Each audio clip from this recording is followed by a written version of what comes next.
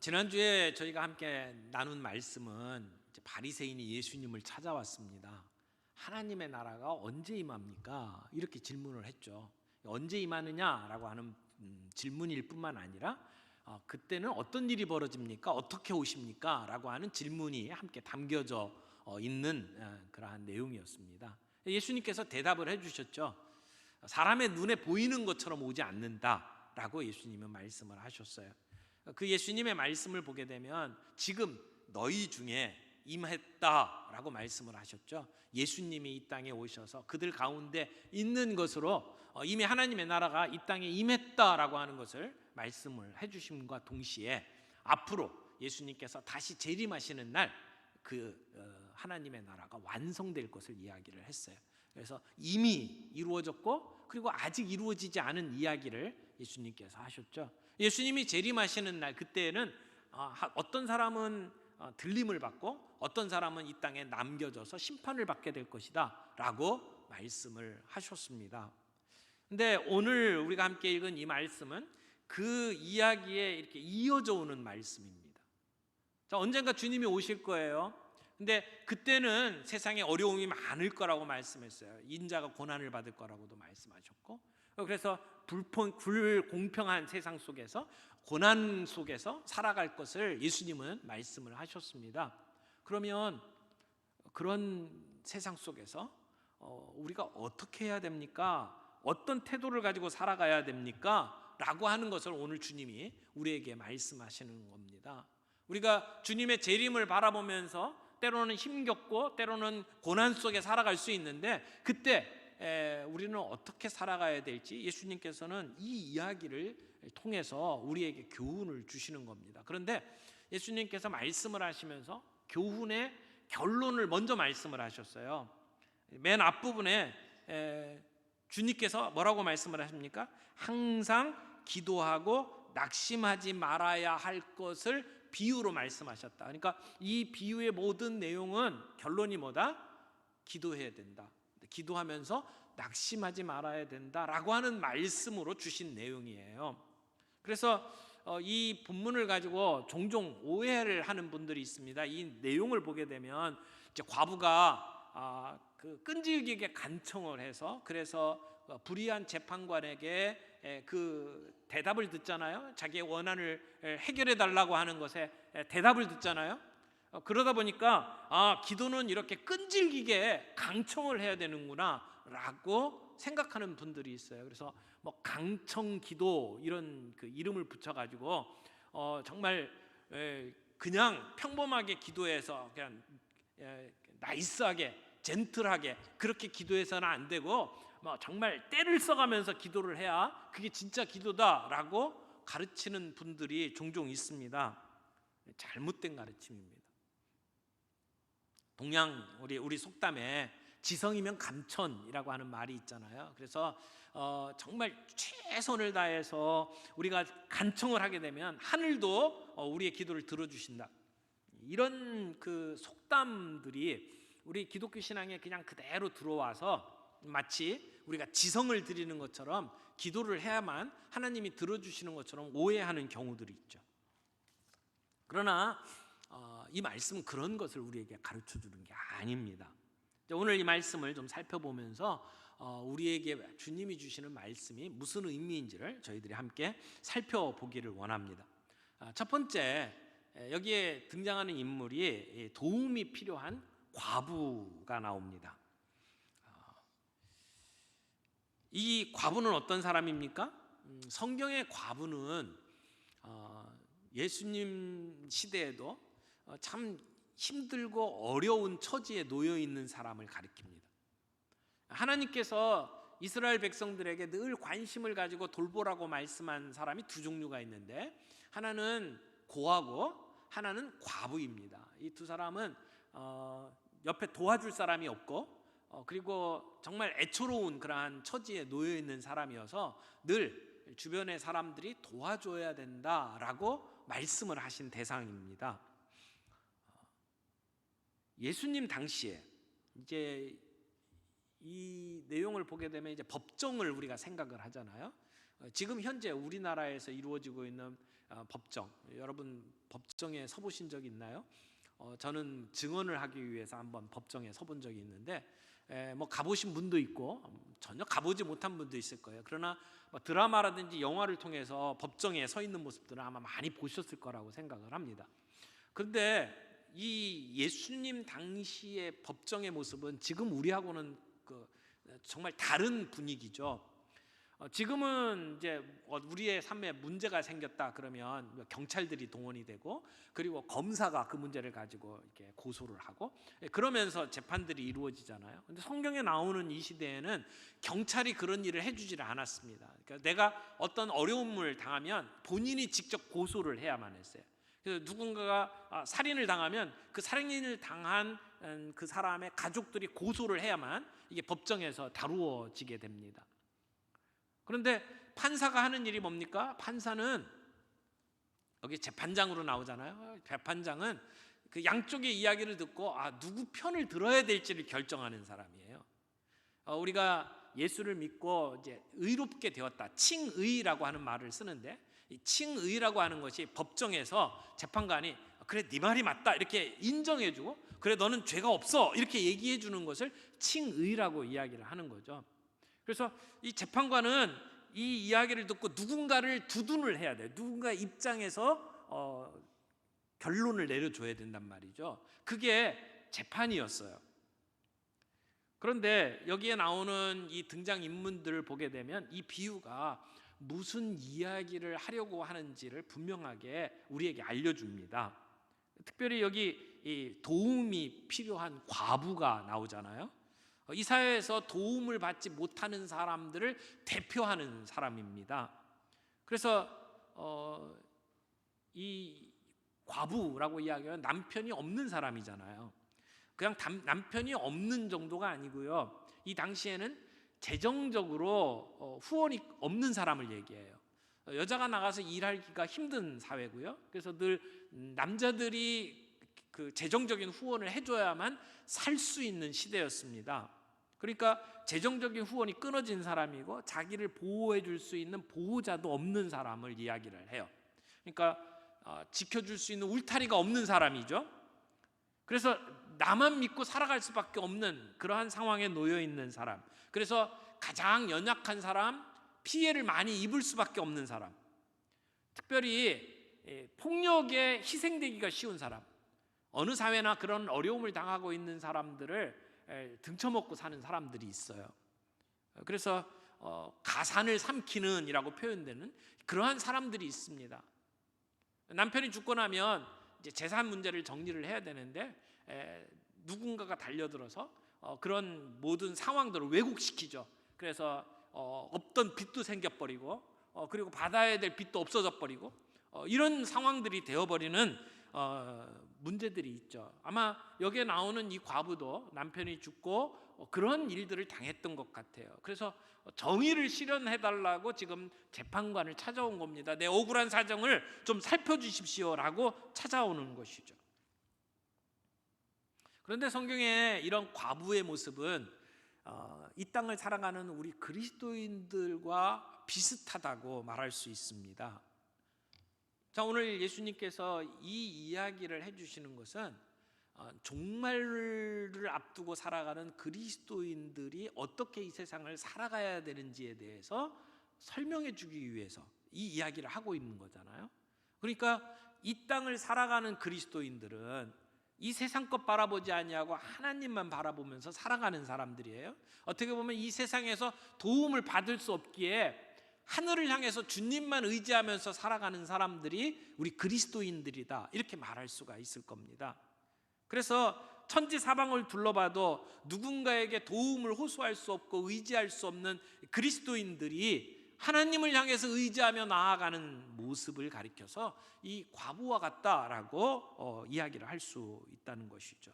그래서 우리는 하나님만 의지하며 하나님께 우리의 문제를 아뢰고 그렇게 나아갑니다. 그 주님이 베풀어 주시는 은혜가 아니면은 우리가 이 땅을 살아갈 수 있는 힘이 없어요. 그래서 우리를 돕고 지켜주실 보호자는 오직 하나님뿐이십니다. 그래서 우리는 그분을 바라보고 무릎을 꿇고 기도하고 그분께 은혜를 구하는 것이죠. 예수님께서 지금 이 비유를 우리에게 들려주시는 이유가 뭡니까? 우리 그리스도인들이, 신자들이 항상 이런 믿음을 가지고 하나님 앞에 나아가 엎드려야 된다라고 하는 것을 가르치기 위한 것이라는 거죠. 그런데 우리가 하나님 앞에 그렇게 엎드려 기도하려면 하나님이 어떠하신 분인지에 대한 분명한 믿음이 있어야 돼요.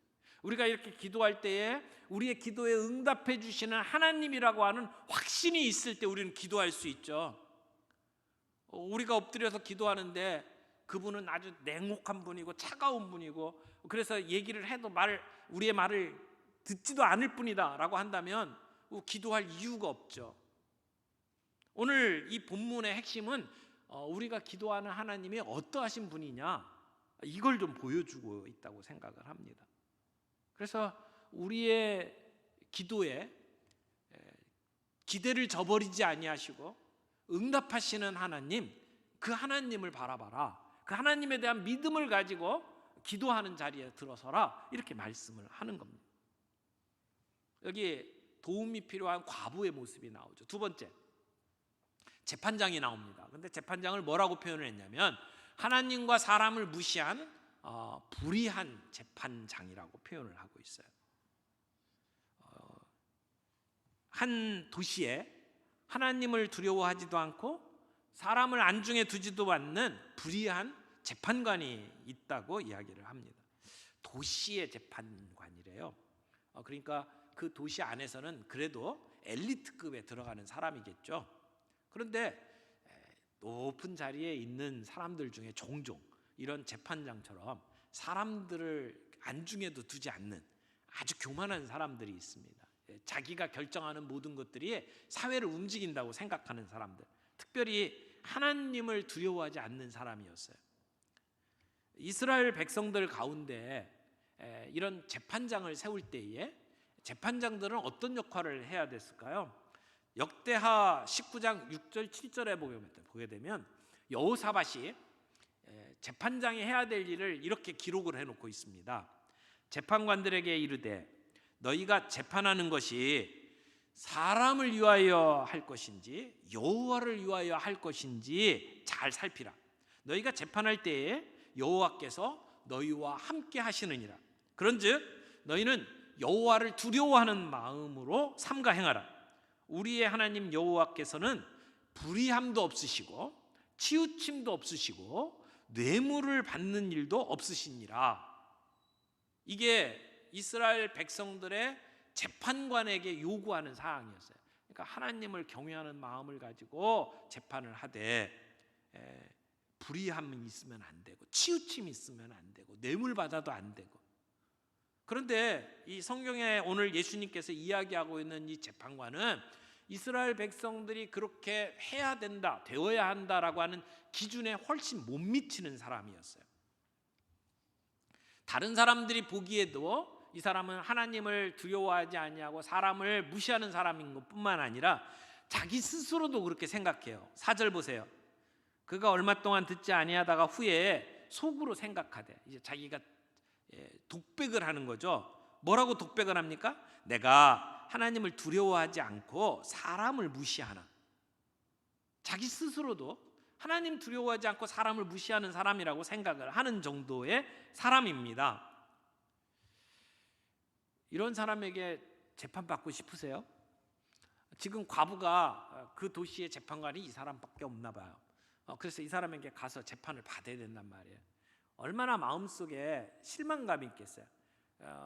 마치 바위에 결안으로 이렇게 때리는 것처럼, 해봤자 들리지도 않을 이야기를 하는 것처럼 소망이 없어 보이는 상황 아닙니까?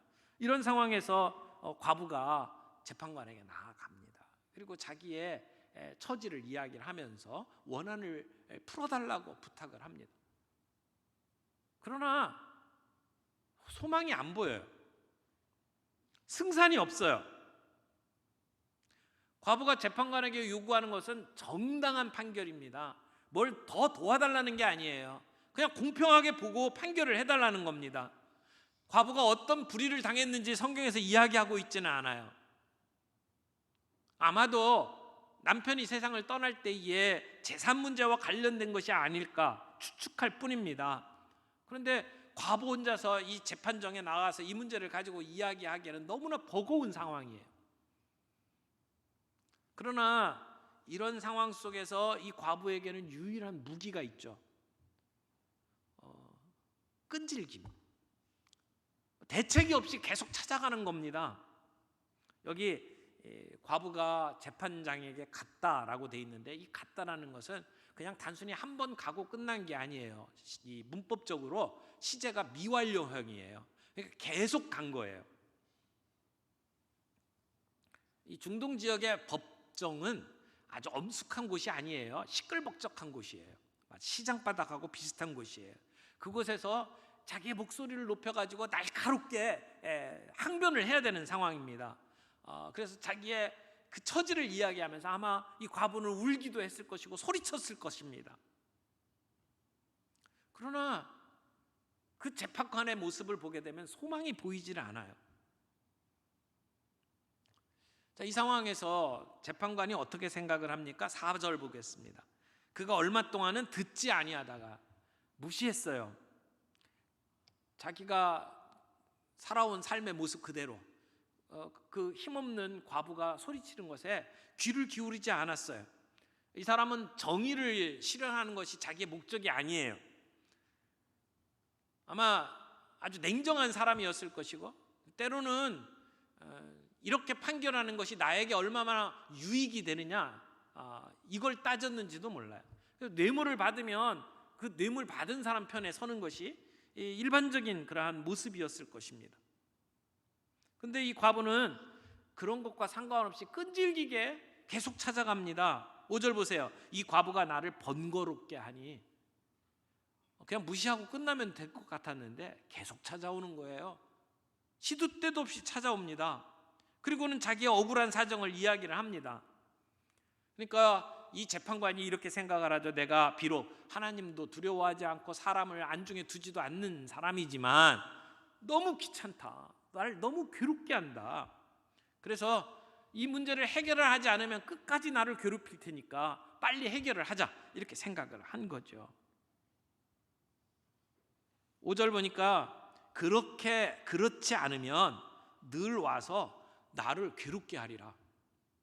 근데 여기 사용되는 괴롭게 하리라라고 하는 단어를 헬라어로 살펴보니까 이 권투 용어더라고요. 권투를 해서 이렇게 주먹질을 해갖고 이 눈 밑이 퍼렇게 멍든 상황을 표현하는 말이에요. 사도 바울이 자기의 몸을 쳐서 복종케 한다. 그러니까 자기의 몸을 쳐서 할 때 그 표현이 바로 이 표현하고 동일한 단어입니다. 그러니까 문자적으로 받아들이면 내가 계속 이렇게 말을 안 들어주면 과부가 끝내 와가지고 내 눈에 퍼렇게 멍들게 만들 것이다, 이런 표현이에요. 그러니까 이 재판장은 과부의 끈질김에 이제는 지쳐버렸습니다. 그래서 할 수 없이 이 과부의 소원을 들어주기로 작정을 한 거죠. 어떻게 보면 의지의 싸움에서 과부가 이겼다, 이렇게 말할 수도 있을 것입니다. 그런데 이 재판장은 공의를 실현한 게 아니죠. 자기의 일신산의 평안함만 추구했던 재판장이 자기를 괴롭게 하는 이 과부의 문제를 그냥 어쩔 수 없어서 들어준 것입니다. 예수님이 들려준 이야기가 바로 이 얘기였어요. 세 번째 생각해 볼 것은 원한을 풀어주시는 하나님의 모습입니다. 6절에 보니까 주께서 또 이르시되 불의한 재판장이 말하는 것을 들으라. 이 과부의 끈질긴 간청에 대해서 재판장이 어떻게 반응을 보였는지 좀 보라는 겁니다. 들으라라고 하는 것은 이 재판관에 대한 이야기가 그 다음에 하나님에게 대해서 어떤 이야기를 하고 있는지를 한번 생각해 보라고 이야기를 하는 것이죠. 재판장을 표현할 때 불의한 재판장이라고 그랬어요. 이 세상이 그렇습니다. 오늘 우리 살아가는 사회의 모습들을 보면 이 재판을 한다는 게 정말 쉽지 않다는 것을 알 수 있죠. 그리고 우리가 어떤 문제를 가지고 갔을 때 그게 경찰로 가든 검찰로 가든 재판정에 서든 우리가 공의롭게 이 모든 문제들이 해결된다라고 하는 확신이 들지 않아요. 그래서 그런 말도 하잖아요. 무전유죄, 유전무죄. 돈 있는 사람들은 무죄가 되고 돈 없는 사람들은 감옥살이를 해야 되는 그런 세상이라고 이야기를 합니다. 조그마한 실수를 범한 사람은 감옥에서 계속 있어야 되고 크게 일 저지른 사람들은 얼마 있다가 바로 빠져나오고 그런 모습들을 오늘 우리들이 보고 지냅니다. 불의한 재판장의 모습을 보는 거죠. 근데 우리가 살아가는 이 세상이 이런 악한 세상이라는 것입니다. 그런데 하나님은 이런 불의한 재판장과 대비시키는, 그래서 오늘 우리에게 보여주는 하나님의 모습은 어떤 모습입니까? 하나님은 공평하신 하나님입니다. 한쪽에 치우치시는 분이 아닙니다. 뇌물을 취하는 분도 아닙니다. 고아와 과부를 위해서 정의를 베푸시는 하나님이고 그들의 모습, 그들의 상황, 불쌍한 모습들을 보고 개입하시는 하나님이십니다. 재판관은 불경했고 부패했고 공의롭지 못하지만, 그러나 자기를 괴롭히게 하는 이 과부를 떨쳐내기 위해서 그 요구를 들어주었어요. 그러나 우리 하나님은 그런 하나님이 아니시라는 것입니다. 오늘 예수님께서 설명하는 이 이야기의 중요한 부분이 뭡니까? 과부가 죽자 사자 달려들고 때를 쓰고 강청했다는 사실입니까? 그게 아니고 우리 하나님은 이런 불의한 재판관과 같지 않다라는 것을 이야기를 하는 것이죠. 우리 하나님은 결코 불의한 재판장과 같지 않으십니다. 그러면 하나님은 어떠하신 분이에요? 하나님의 백성들이 하나님께 간구하는 것들을 들어주시는 하나님, 속히 응답하시는 하나님, 우리의 원한을 풀어주시는 하나님이라는 겁니다. 자, 오늘 본문 말씀 다시 한번 보세요. 7절. 하나님께서는 우리의 문제를 어떻게 해결해 주십니까? 하물며 하나님께서 그 밤낮 부르짖는 택하신 자들의 원한을 풀어주지 아니하시겠느냐, 그들에게 오래 참으시겠느냐. 여기 오래 참으시겠느냐에 줄쳐보세요. 이것이 중요한 얘기죠. 우리 하나님은 오래 참지 않으신다는 겁니다. 8절, 내가 너희에게 이르노니 속히 그 원한을 풀어주시리라. 원한을 풀어주시리라. 여기에다 줄을 쳐보세요. 이게 중요한 내용이죠. 하나님과 재판관을 지금 대비시키고 있는 겁니다. 완전히 확연하게 드러나죠. 이걸 비교할 것도 없어요. 재판장은 그 과부의 이야기를 들어줄 의향조차가 없었던 사람이에요. 그 사람 자체가 불의한 사람입니다. 그런데 과부가 끈질기게 찾아가서 번거롭게 했기 때문에 그 원한을 풀어줄 수밖에 없었죠. 그런데 하나님은 어떠하신 하나님입니까? 그 재판장과 정반대의 하나님이십니다. 우리가 하나님께 그렇게 번거롭게 쫓아다닐 이유가 없다는 얘기죠. 하나님은 우리의 기도에 응답하시는 하나님, 오래 참지 않으시고 그 소원을 들어주시는 하나님이다 라고 하는 것을 본문이 이야기를 하는 겁니다. 그러니까 본문이 과부를 내세우고 불의한 재판장과의 관계를 설명하는 것은 우리 하나님은 이런 재판장이 아니시라는 거죠. 오늘 이 말씀을 통해서 우리가 분명히 붙잡아야 될 것이 있습니다. 우리가 기도하는 대상, 우리가 우리의 소원을 아뢰는 대상, 하나님이 어떠하신 분이냐 하는 것입니다. 이 이야기의 초점은 귀찮을 정도로 기도하는 것이 아니고 억울한 사정을 속히 들어주시는 하나님의 사랑을 이야기를 하는 것입니다. 하나님은 우리가 하나님께 때를 써야만 들어주시는 분이 아니라는 겁니다. 하나님은 하나님의 백성들의 그 소원을 늘 귀담아 들으시는 분이시고, 그리고 우리가 간구할 때에 우리의 기도에 응답하시는 하나님이라는 것이죠. 오늘 이 얘기를 정리를 하면 하나님께서 우리의 기도에 응답하실 수밖에 없는 이유를 두 가지로 설명을 하고 있어요. 하나는 하나님께서 이 불의한 재판관과 같지 않다는 것입니다. 그러면 하나님은 어떠하신 분입니까? 하나님은 의로우신 재판장이십니다. 하나님은 온 세계를 다스리시는 하나님이시고 공의로 그 세계를 다스리시는 재판장이시라는 겁니다. 불의한 인간 재판장도 이 과부의 이야기에 귀를 기울여 들어서 나중에 결국은 응답을 해준다면, 하물며 의로우신 재판장이신 하나님께서, 긍휼 많으신 하나님께서 어찌 우리의 기도에 외면하시겠느냐라고 하는 말씀이죠. 믿는 자의 억울한 사정을 헤아리시고 그 호소에 귀를 기울이시는 우리 하나님, 그 하나님을 지금 소개를 하고 있는 겁니다. 그래서 우리의 기도에 속히 응답하시는 하나님, 그 하나님을 설명하는 것이죠. 그래서 그 하나님께 쉬지 말고 기도하라. 문제가 있다면 언제든지 들고 나가라. 그 하나님 앞에 누구를 거칠 필요 없다. 담대히 나아가라. 성경은 우리에게 그렇게 이야기를 합니다. 그런 하나님이 계시는데도 마치 우리가 지성을 다해야 되고 그리고 때를 써서 열심히 기도하지 않으면 하나님이 우리의 기도에 응답을 안 하시는 것처럼 이야기를 하는 것은 잘못된 가르침이라는 것이죠. 자, 하나님께서 우리의 기도에 응답하실 수밖에 없는 두 가지. 첫 번째는 하나님은 의로우신 재판장이라는 것이죠. 두 번째는 그 의로우신 재판장이 우리의 아버지시라는 겁니다. 그분이 우리의 아버지시라는 거예요. 그리고 우리는 그분의 신령한 자녀입니다. 그래서 아버지신 그분은 우리 자녀들의 억울한 호소를 귀담아 들어주시는 분, 무심코 지나가시는 분이 아니라는 것입니다. 반드시 들어주시는 분, 우리를 신원하여 주시는 분이라고 이야기를 하는 겁니다. 여러분, 하나님이 어떠하신 분입니까? 우리의 어려움을 그냥 지나치지 않는 분이십니다. 우리의 억울함을 풀어달라고 간구하면 우리의 기도에 귀를 기울이시고 그리고 속히 응답하시는 하나님이라는 것입니다.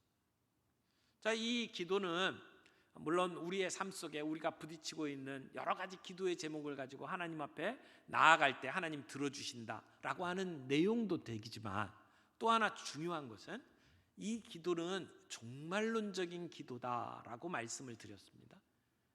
주님이 다시 오시는 날, 그날을 기다리면서 살아가는 우리 하나님의 백성들이 이 땅에서 불의한 경우를 당하고 불공정한 대우를 당하고 고난과 핍박 속에 살아가는 그러한 일들을 당할 때에 우리가 어떻게 해야 된다고요? 그때 우리는 살아계신 하나님 앞에 무릎을 꿇어야 된다고요. 기도해야 된다고요. 그래서 이 잘못된 상황을 주님께서 바로잡아 달라고 하는 기도를 오늘 이야기를 하는 겁니다. 그래서 8절 말씀해 보니까 내가 너희에게 이르노니 속히 그 원한을 풀어주시리라. 그러나 인자가 올 때에 세상에서 믿음을 보겠느냐 하시니라. 종말론적인 맥락에서 인자가 오실 때, 예수님이 재림하실 때, 그때 그 상황 속에서 이런 믿음을 가지고 기도하는 그러한 사람들이 있겠느냐라고 말씀을 하시는 겁니다. 이 얘기는 우리의 삶 속에 이런 고난이 있을 것을 얘기를 하는 거예요. 이런 핍박과 어려움이 있고 그리고 불공정한 세상 속에 우리가 살아갈 것을 암시를 하는 겁니다. 그렇기 때문에 그런 세상 속에서 우리 그리스도인들이 해야 할 일이 뭡니까? 하나님 앞에 기도해야 된다는 거죠. 동시에 기도하면서 낙심하지 말아야 된다라고 하는 것입니다. 이 기도가 어떤 기도입니까? 우리 주님이 우리에게 가르쳐 주신 주기도문 안에 나와 있는 기도가 하나님의 나라가 이 땅에 임하시오며 하나님의 나라가 임하기를 기도하는 거죠. 하나님의 나라가 이 땅에서 완성되기를 기대하는 거죠. 우리가 누가복음을 지금 공부를 하고 있습니다마는 누가복음 맨 앞부분에 예수님께서 이 땅에 오실 때에 성전에서 늘 기도했던 과부가 있었습니다. 안나라고 하는 과부죠.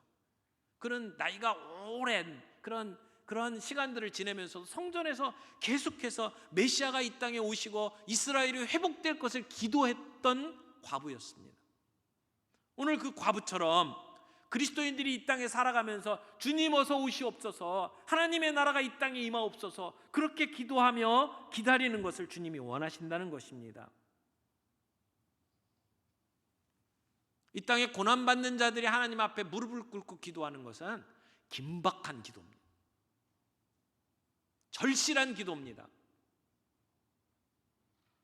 그래서 밤낮으로 기도합니다. 하나님은 이런 신자의 기도를 들어주신다고 말씀을 하십니다. 그러므로 우리는 기도해야 합니다. 그리고 낙심하지 말아야 합니다. 그것이 내가 정해놓은 시간표에 맞지 않는다고 해서 포기해서는 안 됩니다. 우리가 아무리 기도해도 하나님은 우리의 기도에 외면하시는 것 같아 그렇게 생각하면 안 된다는 겁니다. 우리의 때와 하나님의 때가 다를 뿐입니다. 주님은 반드시 응답합니다. 우리의 눈으로 보면 내가 지금까지 기도했는데도 변화가 없어. 그래서 기도할 힘을 잃어버리고 이제는 기도조차 못하는 우리에게 주님이 오늘 다시 말씀하는 겁니다. 기도하되 낙심하지 말라는 겁니다. 여러분, 무엇을 위해서 기도합니까? 하나님의 정의가 이 땅에 임하기를 위해서 기도합니까? 사랑하는 그 누구가 예수님 믿고 구원받기를 위해서 기도합니까? 낙심하지 마십시오. 주님 그 기도를 들어주신다는 것입니다. 사도 바울은 자신이 받는 환난으로 인해서 낙심하지 말라고 성도들에게 이야기를 합니다. 예수님은 주님이 오실 날을 기다리며 살아가는 그 제자들이 고난을 당한다 할지라도 그날에 낙심하지 말고 기도하라고 말씀을 합니다. 그러면 이런 기도를 어떻게 할 수 있을까요? 우리 하나님이 어떠하신 분인지를 우리가 잊지 말아야 합니다. 하나님이 어떠하신 분인지를 믿으면 우리는 기도할 수 있고 낙심하지 않을 수 있습니다. 불의가 횡행하는 현실 속에서 하나님의 의로운 통치가 부인되는 우리의 삶 속에서 우리가 믿음으로 살려고 하다가 실족하고 넘어지고 낙담하고 그러는 경우들이 얼마나 많이 있습니까? 그러나 불의가 득세하는 것 같이 보이는 이 현실 속에서도 우리는 신실하신 하나님을 믿고 우리의 기도에 외면하지 않으시고 속히 응답하시는 하나님을 믿고 오늘도 그분 앞에 나아갈 수 있기를 바랍니다. 그때 우리의 기도를 통해서 하나님은 놀라운 일들을 일으키실 것입니다. 하나님께서 우리의 상황을 모르는 게 아닙니다. 하나님은 우리의 처지, 우리의 상황을 너무나도 잘 알고 계시는 분이에요. 그럼에도 불구하고 우리 보고 기도하래요. 그리고 낙심하지 말래요. 왜요? 하나님은 우리의 기도를 통해서 역사하시기 때문에 그렇습니다. 하나님을 의지하며 나아가기를 원하시기 때문에 그렇습니다. 우리가 신실하신 그 하나님, 온 세상을 의롭게 통치하시는 하나님, 그분이 우리의 아버지이심을 믿고 우리가 그분을 의지하며 무릎을 꿇을 때 하나님은 우리의 기도를 통해서 우리 가운데 역사하십니다. 오늘 그 주님을 만나고 그 주님을 경험하는 저와 여러분들이 되기를 바랍니다. 우리 말씀